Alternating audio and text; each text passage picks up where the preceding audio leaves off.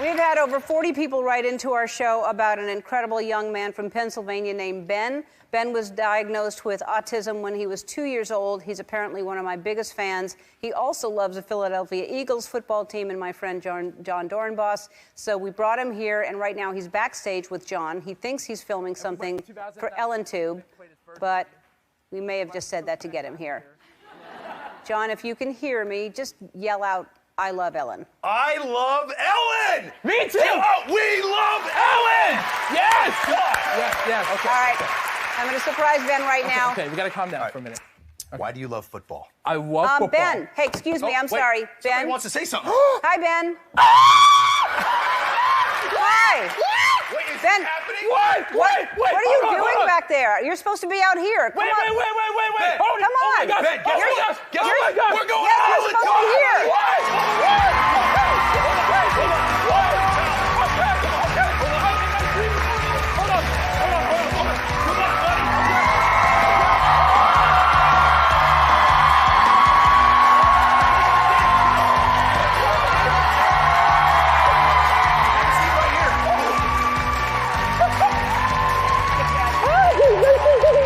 Hi, Ben. Hey, what's up, love?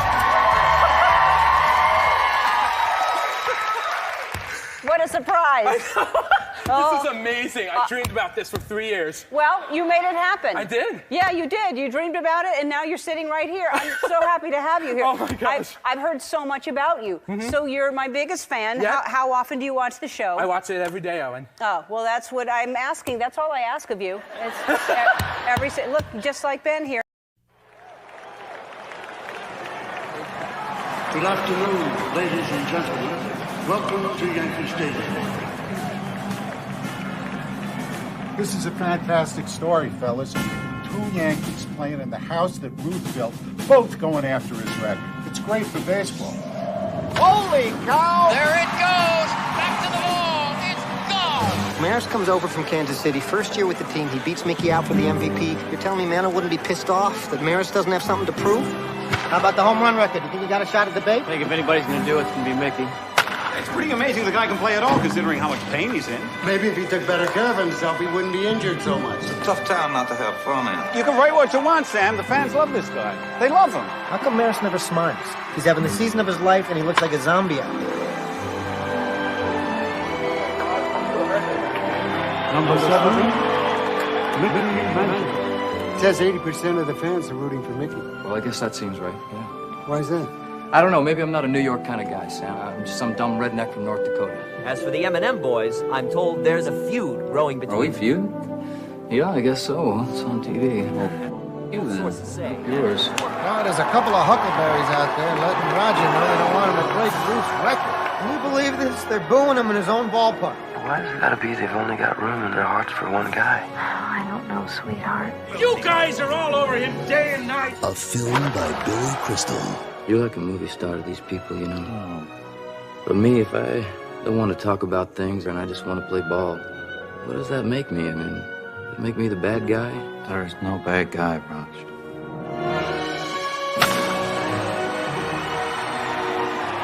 Thomas Jane. Barry Pepper. 61. Why is this the play of the game? This is the play of the game because I have had so many hot dogs and lobster rolls today and sushi and shaken so many hands and went to the bathroom a couple of times and taken so many pictures a couple of times more than that. So this, ladies and gentlemen, the play of the game. Yeah.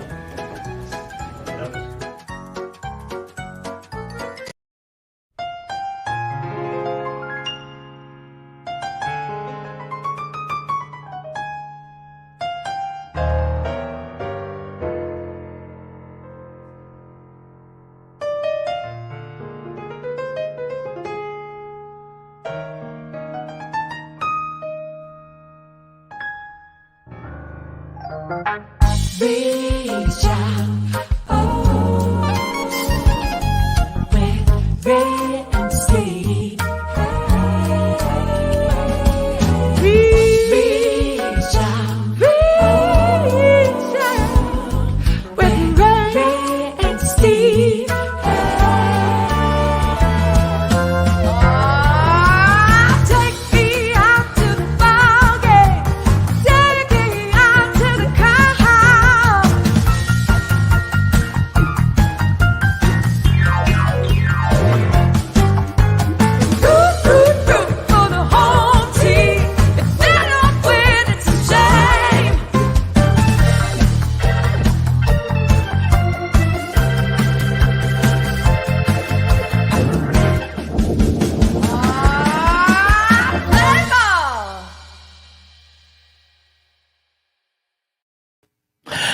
everybody, and a very pleasant good evening to you wherever you may be. Welcome, welcome, welcome to Reach Out with Ray and Steve. This is the show where East meets West, where the Yankees meet the Dodgers, and baseball meets music. And we all come together for community. All right, everybody, let's bring on our host, Ray and Steve. Come on in, gentlemen. Hey, Robbie, how you doing today? I'm good. How's it going out there? Roberto. So you got your Dodgers shirt buttoned up to the top button here. You must be on a little streak going on here. Oh, there we go. Well, you know what? I hate to say this. We just got beat in this last series with the lowly Colorado Rockies. I mean, I'll tell you what, it's a tough thing, but it's a dogfight. Dodgers and Giants, the two best records in baseball. Dodgers are still 2.5 games behind the Giants, though, and so we got some ground to make up. It's going to be quite a race here to the end of the season for the. That's right. Who'd have thought it? Thumbs up or thumbs down? Are you a Met fan? Some Metsies are a little controversial these days, but who would have thought the Padres aren't even in the mix? Oh, man, they are just falling over the cliff. And how about your boys there, Ray? The Yankees had quite a winning streak, didn't they? These last 2 days ain't been pretty. So yeah. I'm a little concerned. But you had 13 games in a row. I don't care about that. I care about today. And, we've lost the last two. And, it's like we just went flat all of a sudden. But you know what? Tonight's another night. But I'm excited about the second half of the show because I'm excited about. I got to share with you. My granddaughters for 2 weeks have been with me in California. Oh, really? And we have been having fun. Hey, girls, come on over here. Let's see. Oh, wow. Get right behind me over here so the kids can see it. And we've got those are not your grandkids. Beautiful. Okay. Hey, those we've got three girls should be on television like the Supremes or something like that. Come on. Hey, one of these days, I'll tell you what, we're starting a family band. But we've got one thing we got to say to you. Here's what my girls say every morning when they get up. 1, 2, 3. We love the Dodgers. No, you got to say it louder. 1, 2, 3. We love the Dodgers. Does it ever end? Don't you know this show is coming live from the Bronx here? What's going on here, Robbie? Hey, it's going out nationwide. That's what you guys forget. You think it's only in New York. Oh, all right. Well, you know what? We can't argue with those beautiful granddaughters of yours. Beautiful job, girls. Very good. Very nice. Good job, design. girls. Thank you, girls. We have Yankee hats for you before the end of the show's over. All right. Robbie, but I was saying that at the second half of the show, I got this Dr. Katz. Oh, yeah. That's supposed to come on and stunt you on Dodger trivia. All right, I'm ready. So I can't wait I thought he was going to to stump you on see. Yankee No, trivia. I can't wait to see Robbie Robinson go down. Hey, we should have a contest: Yankee trivia versus Dodger trivia. Well, that's what we're gonna do. He's gonna be the mediator. He dished it out. He will be the mediator, and he'll hit us back and forth. But all you right, know let's what? do it. Before we I'm get ready. into that, we're still in the little baseball world because the Mets retired number 36, which is Jerry Koosman. Yes, who was and one they of the greatest pitchers for the Mets, along with Tom Seaver. A great ceremony there. He went over 200 games. He's a Minnesota boy. But it was really good to see Jerry Koosman get his day. What do you think, Robbie? I agree. I think Jerry Koosman was a great player, and he well deserves it. No question about it. Number 36. All right. Number 36. And Ray, have you ever met Jerry Koosman? On many occasions, and I'm only going to say that in 1969, there was Simon and Garfunkel, and then there was Seaver and Koosman. Yeah. Period. Yeah. I hate to say it, but that's the truth. Yeah. And he was on the mound when they won the World Series in 1969. He was the winning pitcher in Game 6. So I mean, you can go back 10 years earlier, not even like 5 years earlier, and then you would have had Drysdale and Koufax and Drysdale. Game they were 5, pretty good. Dr. Katz is already telling me I'm wrong. It's Game 5, wasn't Game 6. Okay. So I got be on my game here right now. I didn't know Dr. Katz was on payroll over here. Yeah, I don't know. Well, he's already. I saw him mumbling to Bob over there. I'm also, Robbie, one of the best baseball movies from the standpoint of the spiritual aspect was 61. And I love that movie. And Yogi Berra, you can't find a better guy than Yogi Berra. So I agree. To have Paul come on today. Yeah, he's gonna be coming on in a few moments. In a few moments, when we get him on. Yogi Berra really used to love to chuckle because we used to mess with him about the guy playing Yogi Berra. That's You know right. what I'm saying? That's So right. I used to love to mess with him in the clubhouse. It's 20 years since 61. Yeah, believe it or not. yeah. 20 years, unbelievable. Yeah. But sometimes. No, but let me just say that Yogi said, true story. Okay. They should have got Robert Redford. I love it. All right, That's we'll see great. what Paul has to say about that in a few minutes. But you know what? If Ray and I are not in the community, we're giving tickets away. So we got some free Met tickets to give away tomorrow. So I didn't give those away. Yeah, well, we're going to be giving them away. Free Met tickets all tomorrow, game 1 and game 2. It's a doubleheader, 1 o'clock game. Great seats, third row behind home plate. In the upper deck. Tomorrow night. And just contact us right here. And we'll get you those free tickets. Just let us know. It's going to be a great day. It's going to be a hot one. But I don't think you're going to be in Citi Field, are you? I really don't think so. Well, maybe in a couple of weeks because the Yankees will be there. Yeah, I'll be there for that. Oh, okay, all right. But we also have Bat Boy coming up at the Babe Ruth Museum on September 15th in Baltimore, Maryland, and on September 21st at the Yogi Berra Museum. These are going to be great shows. Wow. Steve, when have they not been No, great? but you know, it's The only show better in town, and I have to admit it, is when Frankie Valli and the Four Seasons came in and Robbie Robinson just goes wild. You know, I mean, you see how cool and calm and collective he is here? But man, when he gets going, I see forget that. about it. He's like the manager on the stage there. Manager, nothing, man. He's like a wild devil Elvis Presley in 1955.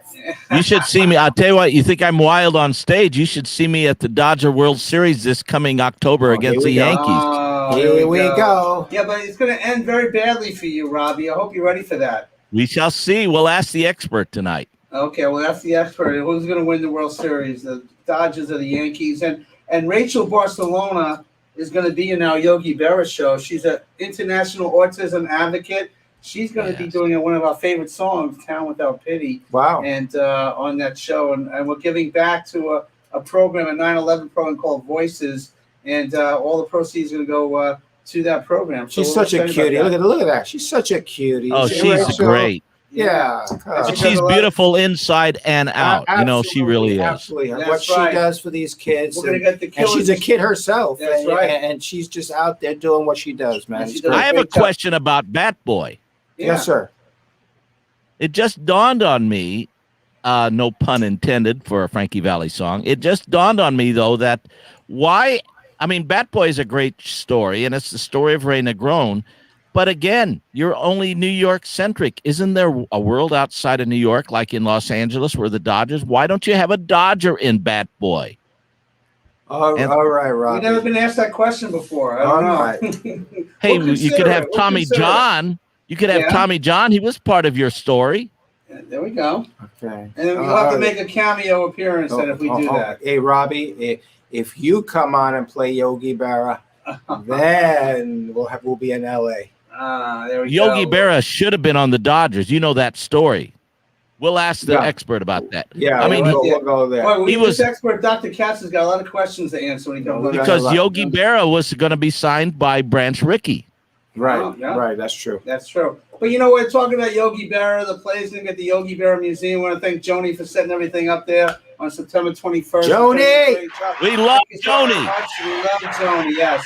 Thank you, Joni. It's going to be a great time. We're gonna have, it's a dinner and a show. It's donation, $75. It's going to be a great night. So it's all going back to the program Voices, 20 years since September 11th. But we want to bring in Paul Borghese onto the screen here because he's been an accomplished actor for so many years. He played Yogi Berra, the only person to play Yogi Berra apparently in a movie 20 years ago in 61. Paul, are you there, sir? There he is. There he is. see him. We can't hear him. You have to unmute yourself. You have to unmute hit the button. All right, so There. Paul, you can hear us? We got it. We got it. Oh, there we go, Paulie. Thank you so very much. 20 years since 61. Talk about how you got that gig, and it's been 20 years already. Yes, here is the 20th anniversary of the premiere of the HBO movie 61. And yes, I am the only actor to have played Yogi as a player in a movie although a couple of other actors have played him as a coach. My friend Joe Grafasi in the ESPN miniseries The Bronx is Burning, which I was also in, but played a different character in. Sorry, I'm talking to you guys from a car, but I'm at a birthday party, and I came out so I could come on the show and then go back in again. Thank you. Thank you for coming in. But you've been an accomplished actor for so many years. How has the pandemic kind of stopped things for you, or has it stopped for you? Well, it stopped for all of us for a while there. I mean, the industry was almost pretty much completely shut down for a while, and nobody was working. Now it's starting to get going again. I started working again. I worked on an episode of Law and Order Organized Crime last week. So, and I'm also a director. So I've got a number of projects in the works that it's okay now to get them off the ground because we're in the clear. They're just a lot more strict on the sets when it comes to the COVID guidelines and social distancing and all that. Right. Paul, I got to ask you, when you met Yogi for the first time, I mean, you as an actor who's trying to portray someone, how did you feel? How did he feel? I mean, did you become Yogi? It was a lot of fun because HBO set that up for me. They wanted me to meet Yogi and get to know him. And actually, Yogi taught me, helped teach me how to hit lefty because, Yogi played as a righty, but he batted as a lefty. So they set it up, and I went to the Yogi Berra Museum, and I met Yogi, and we hung out the whole afternoon. And, he's a quiet guy, so at first he's a little apprehensive. But then as I got to know him, and again, he helped me with the hitting. And then we had, of course, when the movie came out, we had screenings together. He came out on set. So I got to know Yogi very well and his family very well. And I recently reunited with his granddaughter, Lindsay. And I try to do as much as I can and be involved with the Yogi Berra Museum as much as I can. They recently came out with the Forever Yogi postage stamp, which was totally awesome. So I was invited to that ceremony. So, I keep getting these opportunities to go back to being Yogi again, or the closest thing to Yogi right now, because Yogi's unfortunately not with us anymore.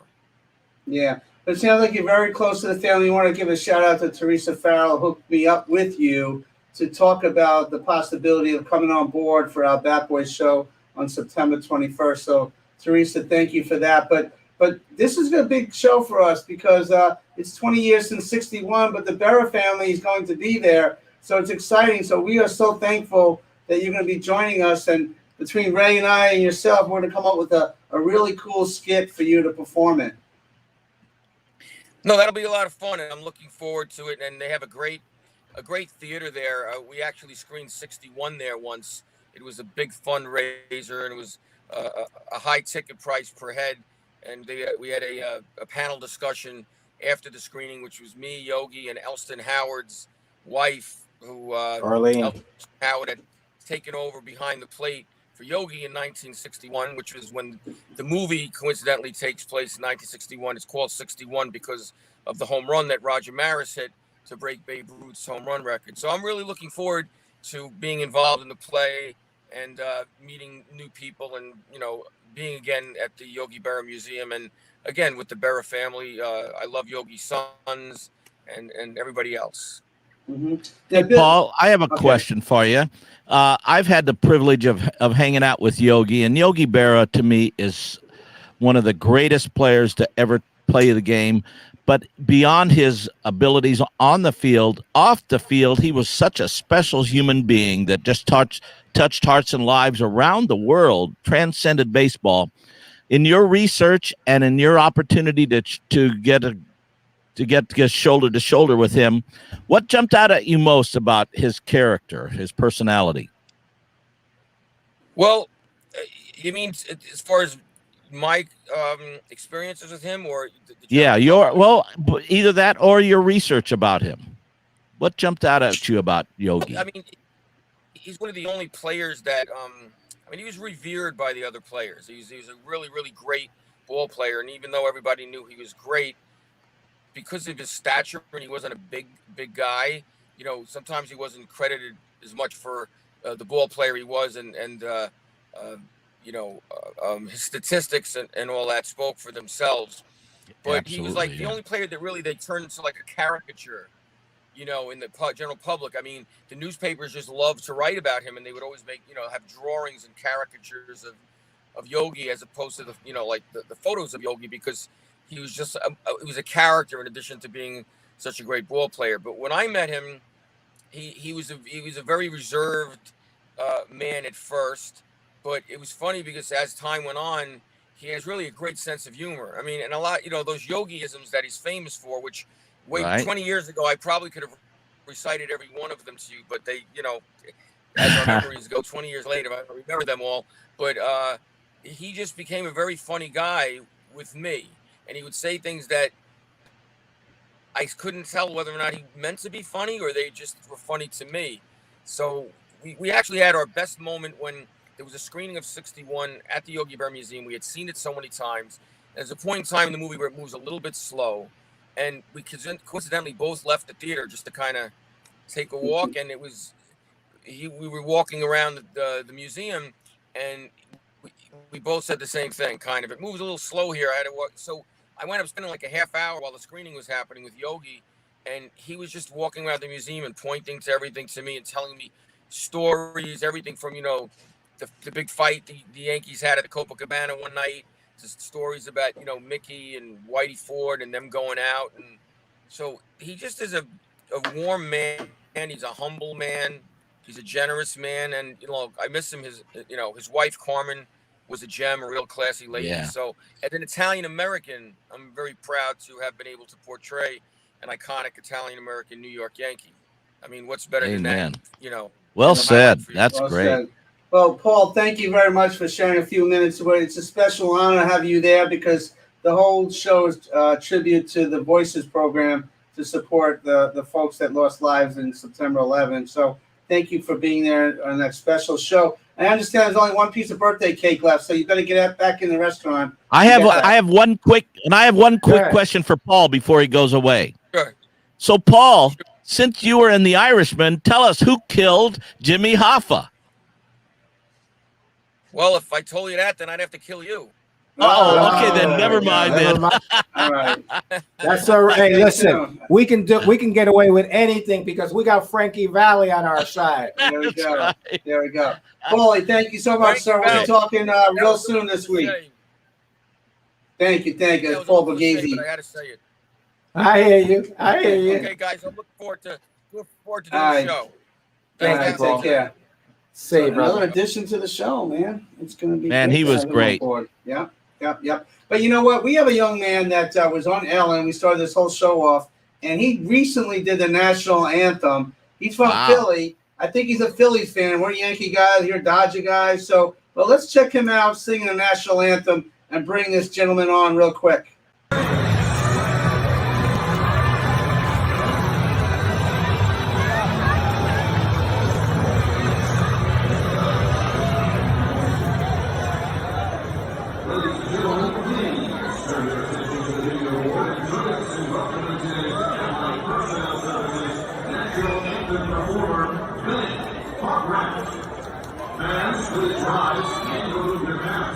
For the singing of our national anthem.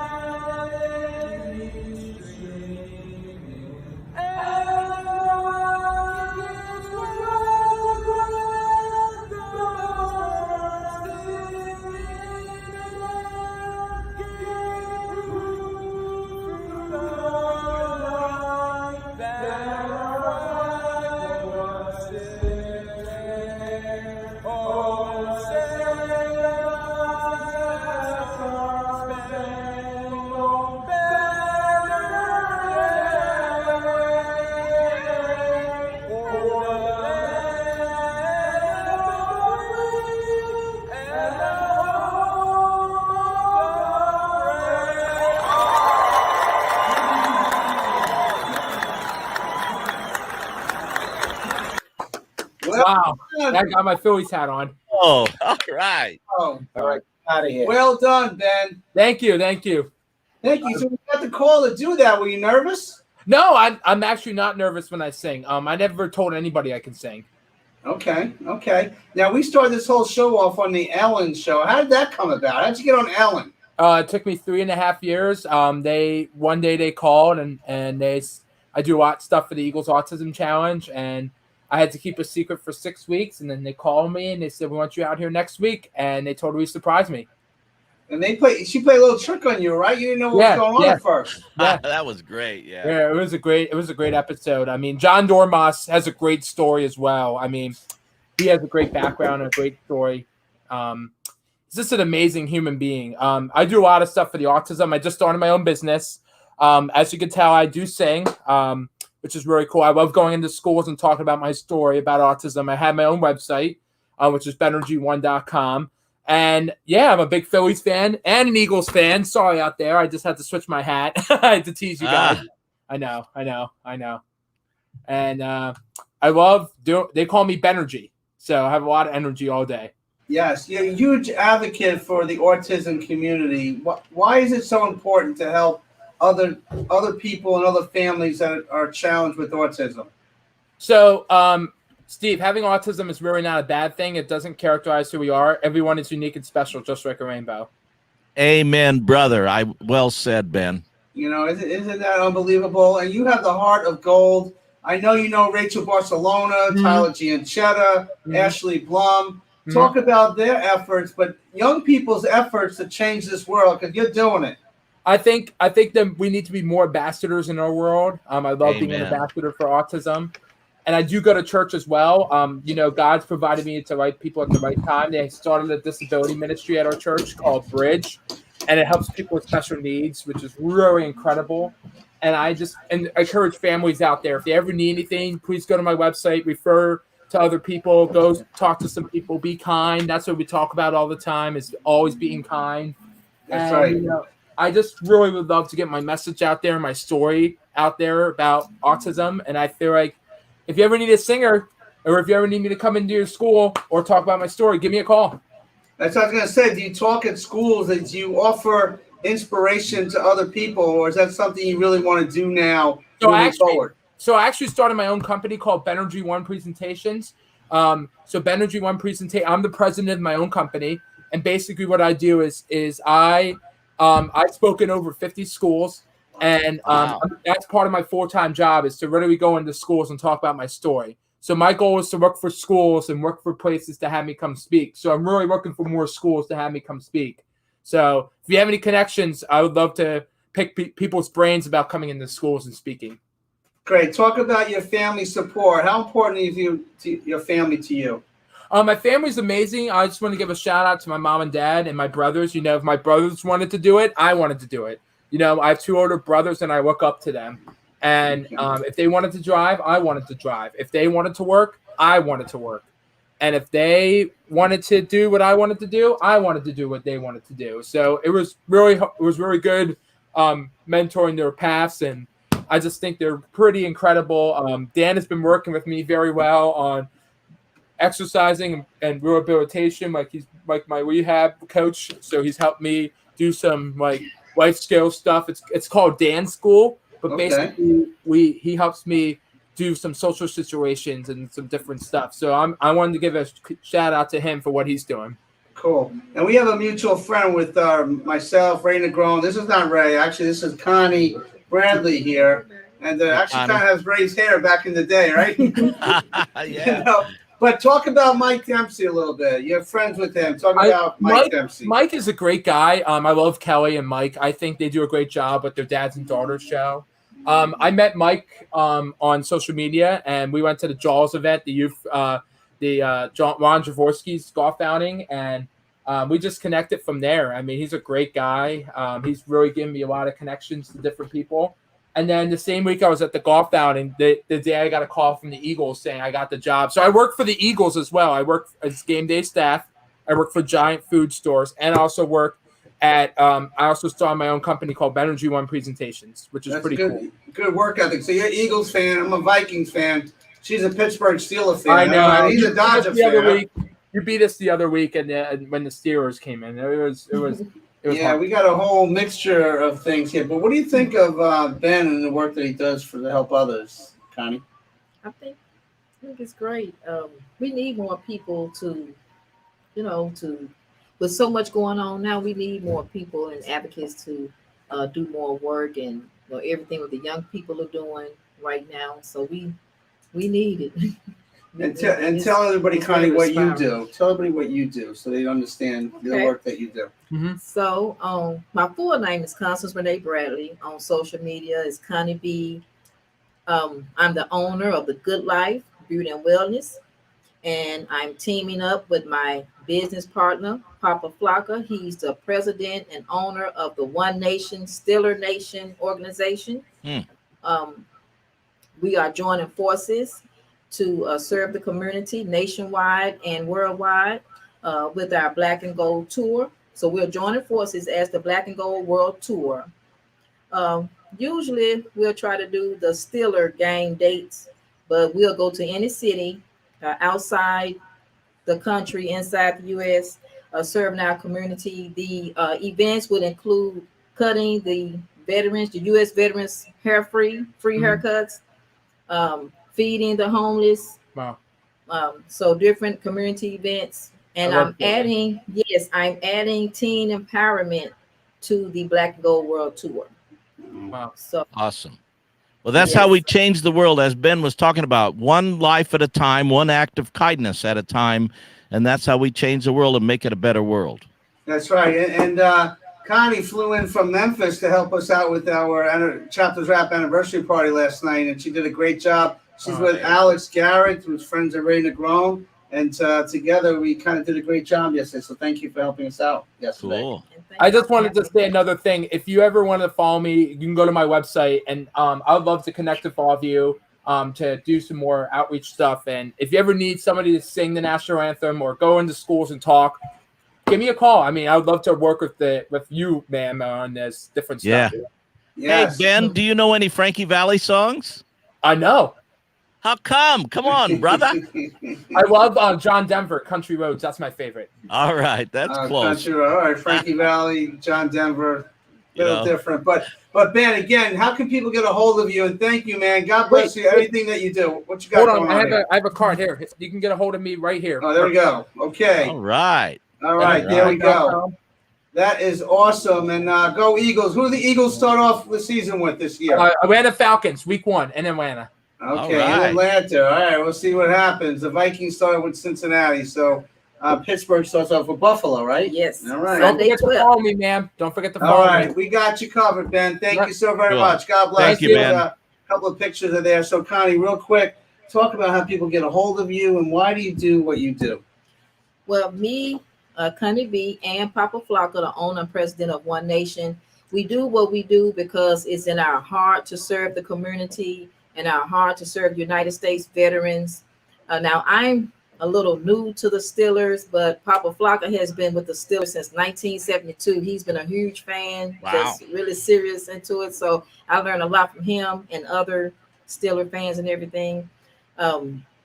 Adding teen empowerment to the Black and Gold World Tour, we're just ready to make an impact.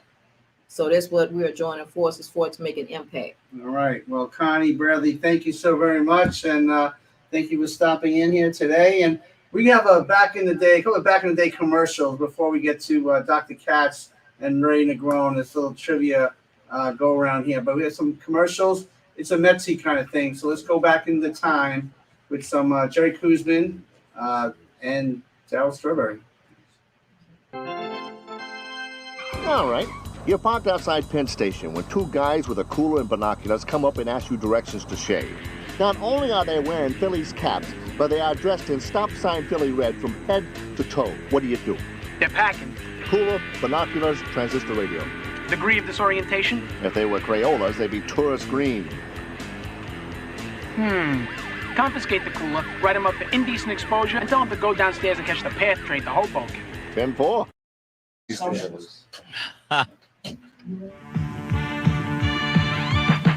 Now milk's got the kick that gives you more. every pore. Health Kick. Hey, New York, get on my Health Kick. Milk. It's got the power I need for pure energy. Kick. So get on a Health Kick, let it pour. America's favorite Health Kick. Get on a Health Kick, milk's got more. Have more milk, 'cause milk's got more. Hitting home runs is the fun part of my job. Catching is the tough part, the sweaty part. But you won't catch me showering with deodorant soap. I made a break from all that. A clean break with Ivory. Look, that's basic, natural, honest soap. It's not like soaps that cover you with smelly perfumes or deodorants. What's that got to do with clean? Ivory's clean is an honest clean. You can smell it, you can feel it. Make a clean break, because you just can't beat Ivory's Honest Clean. Even when you got a special date. Go back to one.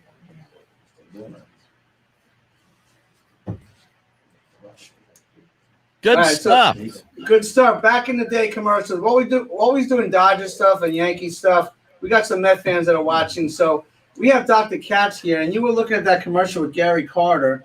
Talk about, I mean, he passed away at such an early age. Talk about Gary Carter and his illness. Yeah, Gary Carter unfortunately got one of the worst kinds of tumors that we see today called glioblastoma. Essentially, nobody survives. And most people live about a year, and that's about what he did. Mm-hmm. And I know at the end it was very, very brave. He did events and he was going out there, but you could see he was really struggling. Was that the same type of cancer that Bobby Mercer had? Exactly the same as Mercer, McCain, Ted Kennedy, Tug McGraw. And let me ask you, generally speaking, doctor, I mean, when someone, what's the scenario as far as children, like when children get it, or can a child get it? Children can get it. They do much better. It's a slightly different disease. But when adults get it, it's generally a year and a half at best. So my first book, The Boy of Steel, was about a little boy with the same type of cancer. Yep. And based on a true story of a little kid who, actually several little kids who had it. So it's just, as I told a friend of mine earlier, I met a little boy at one of the book signings, and the little boy said to me, and I want you to respond to this because it's very spiritual, and I know doctors don't always deal with spirituality, but this little boy said, Mr. Negron, if I do one good thing a day from now until the day I die, will I go to heaven? What's your response to that, doctor? Well, I think we should always, all of us should do at least one good thing a day, and hopefully we'll go to heaven, not just him, but all of us should live by that. Robbie, you're one of the more spiritual men. Hey, this is becoming a theological show. I love it, Yes. I mean, will you respond to that, Robbie? Well, my understanding of theology, if you really want to get into the weeds here, is we cannot work our way to heaven because Jesus Christ did all the work for us on the cross. When he died, he did everything because all have sinned, fall short of the glory of God. The only way we can get to heaven is by putting our trust in the Savior, and that Savior is Jesus Christ. And that would be my theological answer. Now, wouldn't you say that little boy was, in essence, by believing the way he did, isn't he, in essence, doing just that, Robbie? Well, I think we all need to love thy neighbor as thyself, and we all need to do our good works, and hopefully we do more than one. But there's not a balance sheet that gets. If you do more good things and bad things, that's not going to get you to heaven. It's in faith. It's by grace alone, through faith alone. That's the way I would understand it. But again, we're getting into some theological weeds. I'm not sure that's where we want to go. I think we want to talk about baseball, and we're going to talk about baseball. But Steve is the one that brought this thing up. Wow, you throw me under the bus, right? We gotta get Doctor here. You throw me under the bus in front of all these people here. It's okay. But anyway, let me just say, this gentleman over here is a doctor. Tell him what kind of a doctor you are. I'm a radiation oncologist, so I treat cancer. I specialize in prostate cancer. Now, you called me up over the weekend. You interrupted me. Okay. What are you doing, right? Excuse me. We can't get into that. Okay, here we go. See, the guests even know. Degenerate people. But anyway, you you bothered me over the weekend. I don't like to be bothered. I like to be able to let my mind concentrate and deal. And this man calls me up and tells me, him and this other degenerate guy that I know, Bob Unger, and tells me that I finally got someone that can beat you in trivia and this and that, and you and your friend in the West Coast, the Robbie Robinson guy, totally disrespecting that they knew everything and that they could stump us, Robbie. What do you think about that? But before you get to that, Robbie, just for the record, you called me 15 times this weekend. I didn't call you.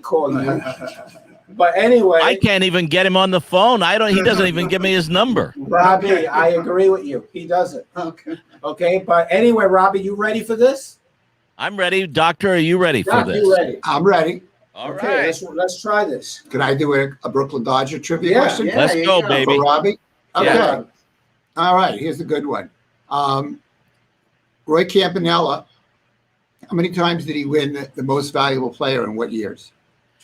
3 times, and I believe it was 51, 52, and 51, 52, 53, maybe. I'm not sure about the years, but 3 times. Very close. 51, 53, and 55. Okay. Very close. Okay, so he gets He gets a point there. Yeah. Partial, 1 point, Robbie. we give partial credit here. Okay. Okay, now I go. Okay. I ask you a question? Now you ask me a question. This is East against West. Okay. Yeah. All right, so we'll do a Yankee question. Yeah, that's the Yankee question. Okay. There are 3 pitchers who won 200 games pitching in a Yankee uniform. Who are they? Oh, wow. Okay. Who won? Now, doctor, give me the right. What are you asking me? Did they win 200 games as Yankees? Yes. Total? Yes. Or did they No, win like the Clemens, 200? for instance, won way over 300, Right, but not 200 as He a didn't Yankee. win 200 as a So Yankee. there has to be 200 as a Yankee. Okay, so then we're talking about Andy Pettit, Whitey Ford, Very good. and Red Ruffing. Bingo. All right. There we go. Wow. Bingo. Okay, I'm impressed, Ray. I get 3 points. You got 1. Can we do No. Should I do another Brooklyn question? Yes. Yeah, Yeah. that was Brooklyn Go ahead. question. This is a good one. On opening day, 1947, Oh, boy. who was Jackie Robinson was a Yeah. rookie. Who was his first manager? Leo DeRocher? No. Oh. DeRocher was suspended in spring training that year. Right. God, I can't think of his name. I can picture him, but I can't remember. I'll give you a hint. He was the bullpen coach. That doesn't help. Yeah, that's I don't know. You're scratching your I can't- head there, Robbie. It was Clyde Sukforth. Right, and then, right. And then within 2 weeks, Ricky asked his old friend Bert Schotten to come and manage. So most people Right. you say Bert Schotten as the answer. Sure. Okay. That was way All right. before I was born. That was not even. Okay. Another Yankee question? Yeah, Yankee question All there. right, very good. Okay. This is a very hard one. 1932 Yankees. They had 9 future Hall of Famers. No team has ever had 9 future Hall of Famers on it. Wow. Can you name them? Can I name it? Okay, let's start. Were you a bat boy then? Yeah, I was a bat boy. It was my first year. If you don't want to go back that far, I have others. Okay, we got 9. 9. All right. Imagine that, 9 Hall of Famers on one Amazing. team. Bill Dickey, Bill Dickey. Lou Gehrig, Tony Lazzari, Push him up, Tony, right? Tony Lazzari, Babe Ruth, Babe Ruth, Red Ruffing, One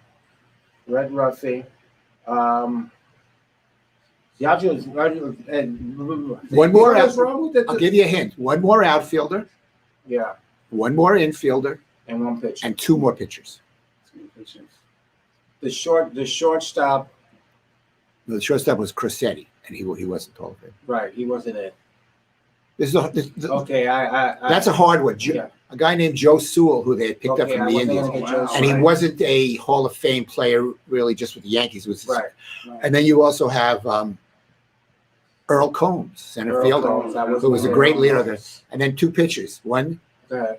the screwball, Lefty Lefty Gomez. Gomez, Lefty exactly. Gomez. And the other was at the end of his career, but he was a great pitcher for them in the 20s, Herb Pennock. Okay, I wasn't going to get Pettit. 9-9. Nine. Imagine Lefty that. Gomez. And they won the World Series that year. Right. Wow. Okay. So That's a tough question. I agree. So Ray, that was a hard one. 9. He wants me to get 9. I want to get 25. How about Yeah. one more Brooklyn one? Yes. Okay. Okay. At the end of the 47 season, Branch Rickey decided it was time to unload the People's Choice, Right. Dixie Walker. Yeah. Right. He traded him to the Pittsburgh Pirates. Oh boy. What two players did he get that became mainstays of the Dodgers for the next 5 or 6 years? Oh gosh, I don't know that one. One of them was a pitcher, but it was a Preacher Row. Preacher Row. Whoa! Right, Robbie. Okay. Yeah, Robbie. Go, Robbie. I'll give you a hint. The other was a third baseman. Oh, then that would be. Oh gosh, You know What who the- it is. I know. I can't think of his name now. Ask your granddaughters; they may know. They probably do. I can't think of his name, but Great fielder, not much of a hitter. right, and he was the third baseman for Yeah, years till with about 53. He Yeah. was this until Junior Gilliam came along. Yeah. Well, I don't remember his name. Billy I can. Cox. Yeah, Joe Billy Cox. Cox. Yeah. Oh wow! So do I Very get a good. half a point? Half a point. Yeah, oh, boy, yeah. Okay. That's very good. Yeah. All right, another Okay. Yankee question. Another Yankee question. Yes. Okay. Last Yankee question. Last Yankee question. Okay. This is a good one. So there are 5 Yankees to have hit 50 home runs in a season Right. as a Yankee. Right. Okay. There are 4 Yankees Right. that hit 50 home runs with another team. Okay. So Wow. what's the question? Who are they? What's the question? Okay. Who are those 4? Babe Ruth. No. He hit him as a Yankee. Right. Oh, You another said team. 5 No. as a Yankee. No, you have Ruth, Judge, Maris, Mantle, and A-Rod. Those are the 5 that do it as a Yankee. Right. But then there are 4 that did it as for another team. Did they have to start They off the played- Yankees? No. Cecil Fielder. Cecil Fielder. Very good, Steve. Wow. There's one on the Yankees right now. Right. So, very good, Steve. Who's on the Yankees now that hit 50 home runs for another team? Oh, you know Stanton. Oh yeah. Mike Stanton. Okay. J. 2 Carlos more. Stanton. Excuse me. Carlos. 2 more. 2 more, Steve. 2 more. Come on. 50 home runs. I'll give you a hint. This guy, one guy, actually hit 2 home runs against the Yankees as a rookie in the World Series Oh, in 1996. Yeah, Oh, Andrew Jones. Andrew Jones, because he hit 50 home runs when he hit the right. break. And, then And the Yankees other- fell down 2 games to 0. Right there. The other one was a Yankee first baseman at the end of his career. He hit 3 home runs in the 1953 World Series to help propel the Yankees. Oh, the big guy. The Big Cat. The big cat. Yeah, the big cat. You know who that is. Sylvester. Sylvester Stallone, exactly. Yeah. Give me the He name. thought he The threw a big- pretty who's cat. the big cat? So he was he Johnny Mize. Johnny Miles. He hit Right. 51 for the Giants Johnny in Mize. 1947. Excellent. Excellent. Okay. Wow. Johnny Mize. Okay, doctor. Very good. Look, let's get into some serious stuff. Okay. Oh, how much Hey, time I do we have a trivia question for the Yeah. doctor. Okay, sure. Yeah. Okay. Nolan Ryan, pretty good pitcher, I would say. Yeah. Not bad. Who got the most hits off of Nolan Ryan in one inning in his career? Oh, Dodger, right. The most hits off Nolan Ryan in one inning. That I have no idea. Do you know that, Ray? The most hits off of Nolan Ryan in 1 inning. Yeah. Okay. Well, it couldn't be 3, 2 hits probably, right? 7 hits in one inning. Rod Carew. Steve Garvey. No. How could he get? You mean a team that got 7? hits? No. His got what? Robin Ventura. Oh, Robin Ventura. Don't you remember the great the boom, fight. boom, boom, boom, boom, boom, boom? Oh, yeah. When he Very cute, Wait, Robert. that's a Robert, good one. very Yeah. cute. Trick Wait, who- question. Sorry.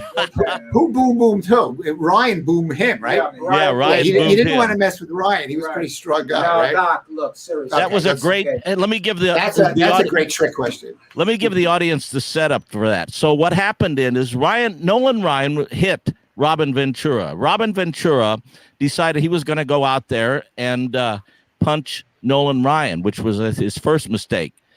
Nolan Ryan got Robin Ventura in a headlock, and gave him seven hits. Boom. You know, so Nice. Okay. All right. Do we have time Doc, for? Yeah, we're gonna hit it right here. Okay. I'm not gonna be afraid of this. And everybody told me not to, but I'm gonna do it anyway.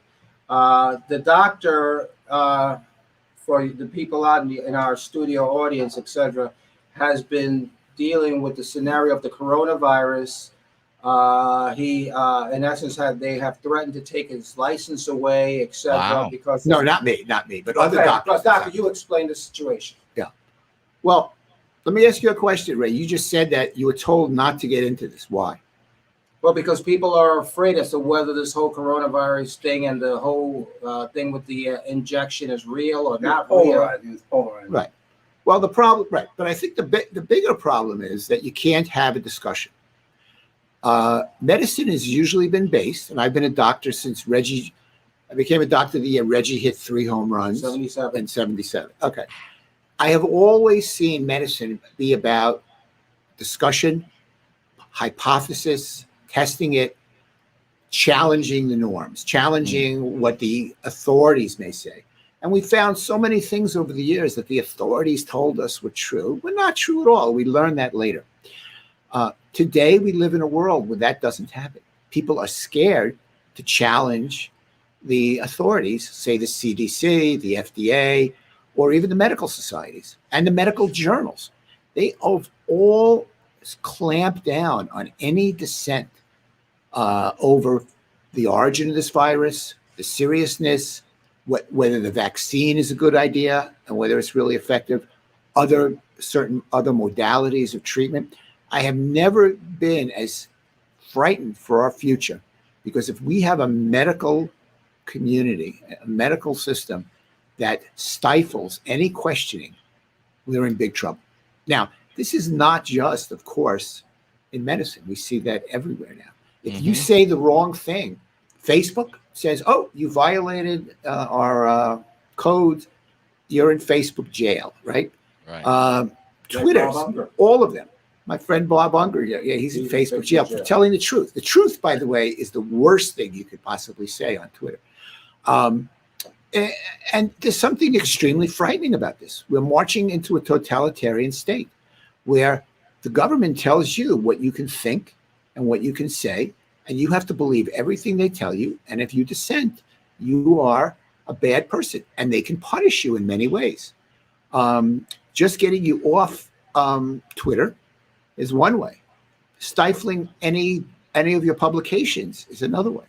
This is a very, very serious problem, because if you look at today, the virus and the vaccine, there are many questions about this vaccine that have not been answered, and you can't ask those questions.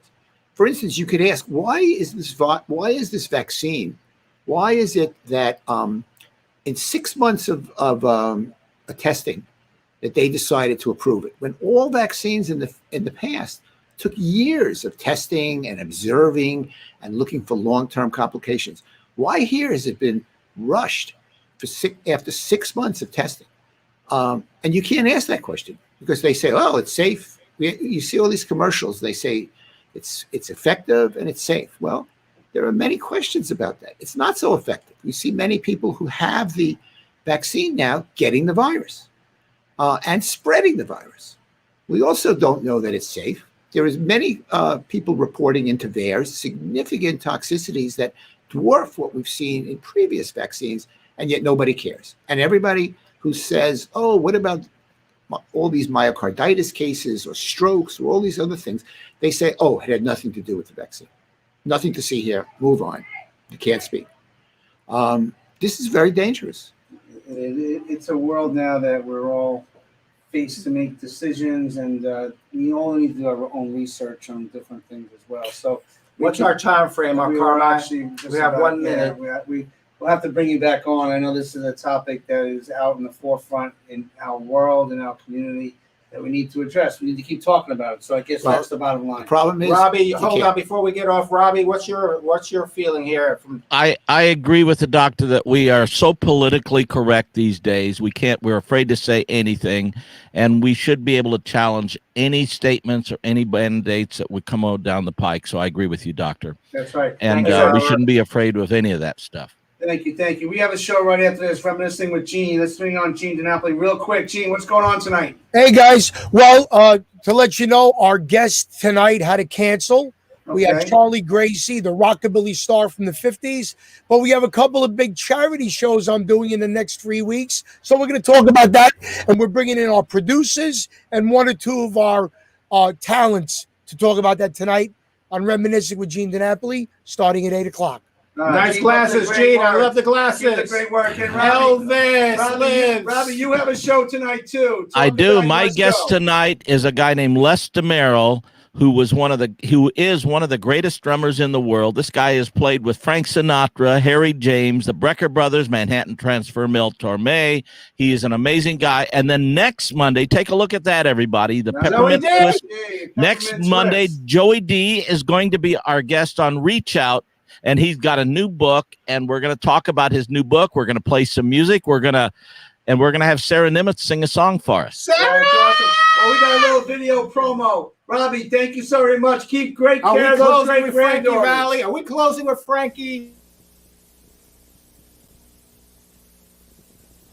You've heard people say, where are the greats of tomorrow coming from? They've heard them say it about motion picture people. And you certainly hear them say it about musicians. I mean, people like Buddy Rich, Gene Krupa, Louis Bellson. I mean, where are the great new drummers coming from? We have a young man with us who is 20 years of age and reputed to be the best 20-year-old drummer in the whole world. And he has a group of his own, and they called, what do you call your music, Sounds of 67? What are you going to do next year? Changes the Sounds of 68. Here is young 20-year-old Les DeMero and Sounds of 67.